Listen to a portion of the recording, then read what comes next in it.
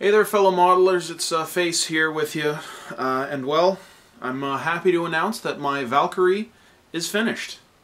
I finished it up just the other night, and was able to make use of a technique I've actually never used before, which I will go into in a little more detail a little later. Overall, I'm very, very happy with the finished model.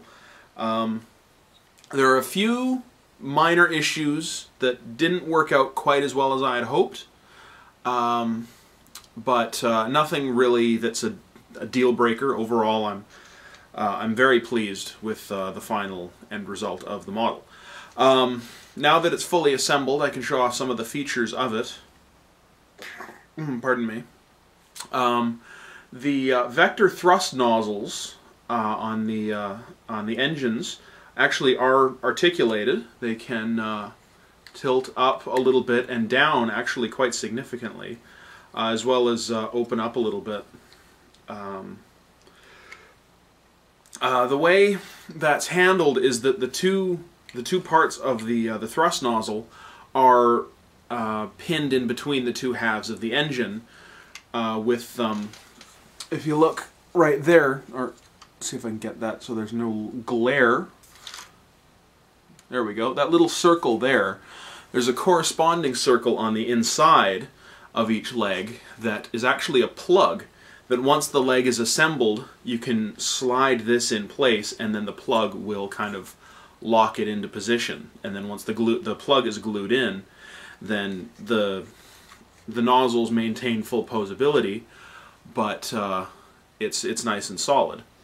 So this way, you can fully paint the thrusters, you can fully paint the leg housings, and then assemble it later, whereas with the 72nd scale Valkyries they did a few years ago, you would have to fully paint the engine nozzles, and then assemble the leg, mask off the nozzles, and then paint the leg.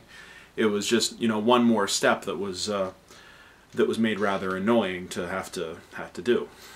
So anyway, the wings still retain full variable sweep functionality.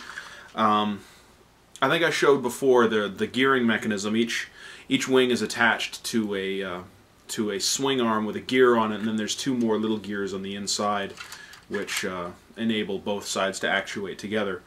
So it's a really good system. It works out really well. And the other side, as I think I mentioned before, the outer armor panel for each leg engine can be modeled as removed.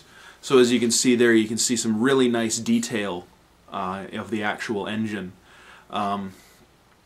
which I tried to highlight with some very painstaking paint work. But the outer panel, I did go ahead and paint it and model it fully so that it can be displayed attached or removed, and the fit is actually quite well done. That I've actually just got a little bit of tape in there on the inside, and you can just fit it, and it'll usually stay attached fairly well. But there's also another little plug that fits into that little hole. The decal application took me forever. Decals are my least favorite part of modeling. It's just so slow going and tedious. But it took me about 5 hours to get it done. At first, I was a little bit dismayed at the color of the red stripes. In certain light, they would look sort of almost fluorescent orange, but after the weathering that I did and the various clear coats that I did over top, they've actually toned down quite significantly, and they look really, really good. In fact, they almost perfectly match this little red stripe here on one of the lower fins, which I masked and painted with my airbrush, rather than using a decal, because it folds around, and I didn't want to have to worry about being misalignments or whatever. So I just figured it'd be easier to paint it. So when I placed the decals initially and saw that, you know, there was a slight difference in the color, I was a little distressed, but as it turns out, it worked out quite well. The canopy, I haven't glued it in place, and I'm probably not going to, but you can still pop it off, you see, and get a good look at the pilot. It can, if you're careful, be displayed open. It doesn't really want to right now. There we go. If you're very, very careful, but it's not very stable, it'll pop off at a moment's notice. There's no actuators or any mechanism inside to actually raise it up, so there's really no purpose in having it open. It technically wouldn't be accurate. But other than that, moving on to, I was saying before, I'd used a technique that I had never done before. Throughout most of my modeling career, I have gone to great lengths to avoid doing paint washes, because every time I've tried it, I've screwed it up. Either by, you know, using the wrong kind of paint or the wrong kind of thinner or something, and it just never turned out properly. But by some random goddamn bit of luck, I was looking through my closet and I found this issue of Fine Scale Modeler from October of 2004. It just jumped out at me, and the cover story is about doing paint washes with oil paints. So I read through the article very carefully and used that as a referent. So I went out and I bought some oil paint and some mineral spirits, and, you know, went through caution to the wind, as it were, and gave it a try on this here model, and for the most part I'm generally happy with the results. But a few areas didn't really turn out. I guess the panel lines just weren't deep enough, so the oil paint didn't really settle into it. Like you can see here along the back tail assembly, none of the panel lines really have any detail, but the rivet detail is quite well done.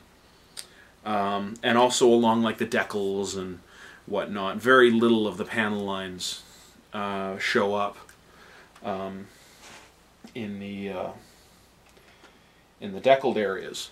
I think in part that's my own stupid fault, because I actually used, I think by the time I got to that step, I had built up about 8 layers of paint on this thing. My first coat of primer, then sanded, second coat of primer, then sanded, first layer of shading, first base coat, second layer of shading, which I'll admit was a mistake, and then second final top coat, and then first clear coat, and then the decals, and then the final clear coat. So yeah, that's 8 layers of paint built up. So I think my problem was just that I ended up with too many layers, and some of the panel lines just weren't deep enough anymore. As it is, though, I'm happy with it. It's finished. It's going to go up on the display shelf now. And I'm going to get started on my next project, which I wanted it to be my YF19, but god damn the post office, it's just taking forever to get here. So I'm going to hold off on that and instead get started on something else, which I'm actually going to do a separate unboxing video for that, which I will have a link for in the sidebar. So do please stay tuned for that. And to everyone out there, thanks for watching, and happy modeling.